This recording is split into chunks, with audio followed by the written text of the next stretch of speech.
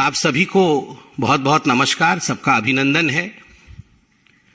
आज सुबह से अखबारों में जो सुर्खियां आई हुई हैं वो हम सबको एक कहानी बयां करती है।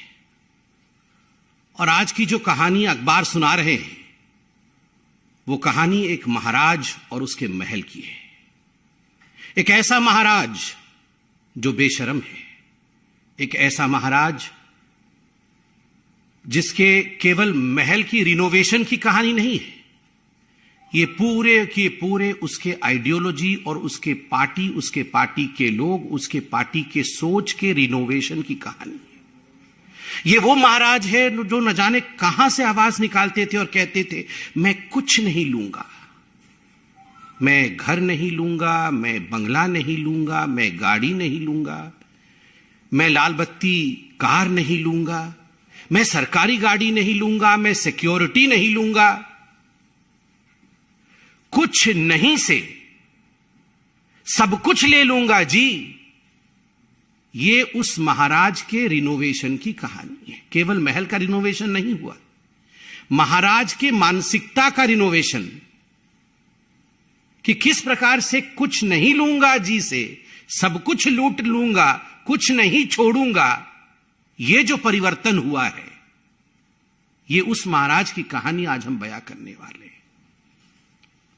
याद करिए, दुबले पतले से वो महाराज, डबल एक्सेल का शर्ट और उसके ऊपर ये कलम, जिस कलम में केवल एक बार ही रिफिल भरा गया था। जब 2013 में महाराज ने ये दस्तावेज साइन किए थे, एफिडेविट दिया था, ये महाराज का दस्तावेज एफिडेविट है। एक ही बार इस कलम में रिफिल भरा गया है। आज तक उस कलम में रिफिल नहीं है। वो कलम केवल कपड़े में लगा रहता है, क्योंकि हस्ताक्षर तो मंत्री करते हैं, भ्रष्टाचार का काम करने का काम तो मंत्री करते हैं। महाराज ने एक ही बार हस्ताक्षर किया था और उसमें क्या लिखा था? उसमें लिखा था, मैं शपथ लेता हूं, मैं लाल बत्ती की गाड़ी नहीं लूंगा।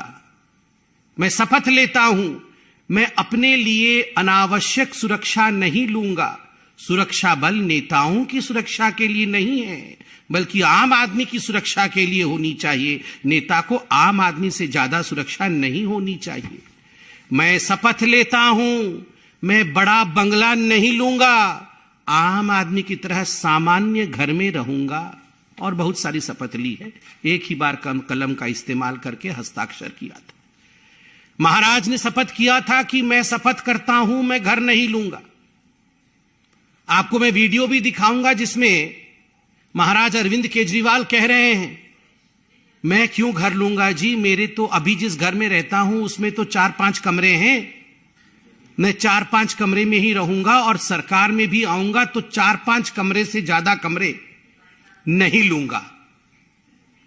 और मैं सरकार से भी निवेदन करता हूं कि एक छोटा सा घर मुझे दिया जाए, मुझे कोई बंगला नहीं दिया जाए, मुझे कोई गाड़ी नहीं दी जाए, और ये जो सरकार ने मुझे आवंटित किया है घर, इस घर को सरकार वापस ले ले।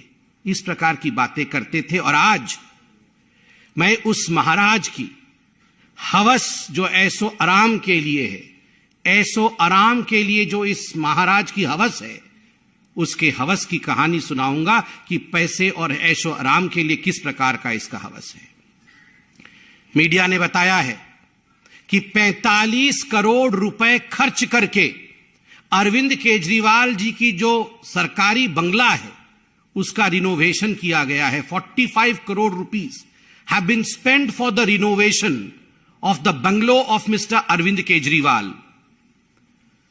इस 45 करोड़ रुपए को अगर हम देखें कि किस प्रकार से खर्च किया गया है, जो सिविल लाइन में उनका सरकारी बंगलो है, फ्लैग स्टाफ रोड में, आपको जान के आश्चर्य होगा। इसमें पर्दे की एक कहानी है, इसमें टाइल्स की एक कहानी है, इसमें मेटल फिटिंग्स की एक कहानी है, इसमें किचन की अपनी एक कहानी है। और ये सारे पर्दे, फिटिंग्स, इलेक्ट्रिकल लाइटिंग्स, टाइल्स, ये चिल्ला चिल्ला कर कह रहे हैं कि we are of the most superior quality, हम सबसे सुपीरियर क्वालिटी के हैं। और आज मैं आपके सामने वो दस्तावेज, तमाम दस्तावेज दिखा रहा हूं, जो दस्तावेज महाराज अरविंद केजरीवाल जी के घर की रिनोवेशन की कहानी को बयां करते हैं। आप ध्यान से इन दस्तावेजों को देखें। इन दस्तावेजों में एक एक पर्दे के रकम को, एक एक गैजेट के रकम को बयां किया गया है।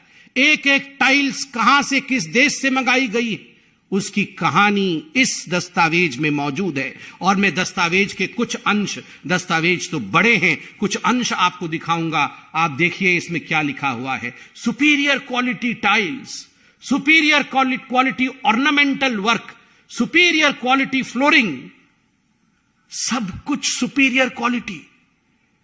इंफीरियर नहीं होना चाहिए जी। ये इंफीरियर क्वालिटी तो आम आदमी की कहानी है। मैं तो महाराज हूं, सब कुछ सुपीरियर होना चाहिए। किचन के रिनोवेशन के लिए किस प्रकार करोड़ों के खर्च हो रहे हैं, वह भी इसमें बयां किया गया है कि केवल किचन के लिए कितने करोड़ों के खर्च है। अब मैं आपके सामने एक एक करके कहानी बयां करूंगा। पर्दे की कहानी। पर्दे में रहने दो, पर्दा ना उठाओ। पर्दे में रहने दो, पर्दा ना उठाओ। पर्दा जो उठ गया तो भेद खुल जाएगा। मगर मैं धन्यवाद देता हूं मीडिया का, पर्दा आखिरकार उठ ही गया।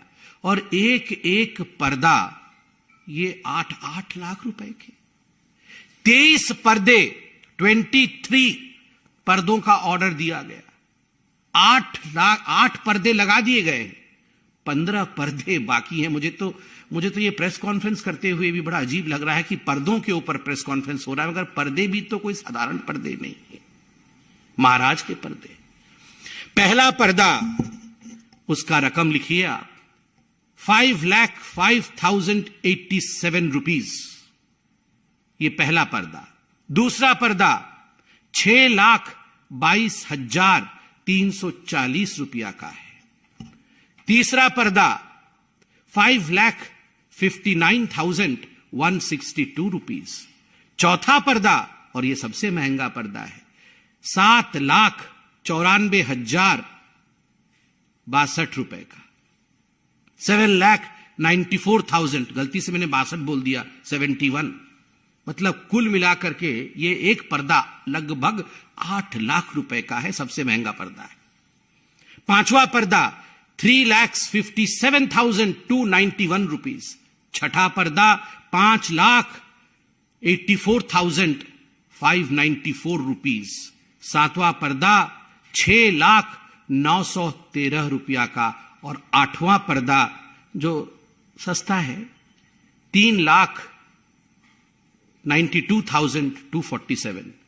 ये सबसे सस्ता पर्दा इसमें है, ये पांचवा पर्दा है जो 3,57,291 का, ये सबसे सस्ता है।